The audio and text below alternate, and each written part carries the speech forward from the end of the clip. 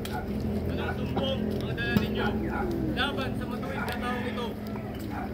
Gobernador Pilato, kung ang taong ito ay hindi masama, hindi na siya dadalhin sa'yo! Marami ka sinasabi! Labas! Kung siya'y nakagawa ng masama sa inyo, kunin niyo siya tatulan ayon sa inyong kautusan. Patin po ninyo na hindi pinapahintulot sa amin ang pumatay ni naman. Mahal na gobernador, kaya nga kami nagpunta dito. At hindi nila ang nagpapanggap ng isang hari. Mga tupan mo. Dahil ako, hari! Kung ngayon, baka di na naisip ang tulad ng taong ito, ngayong ito'y labagsin sa inyong kautusan. Di na may mali yata sa inyong pangatwiran.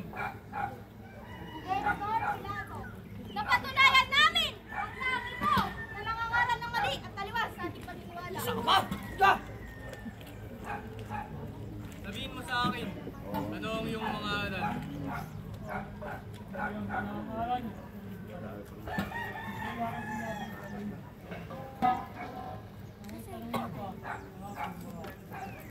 Labastangan!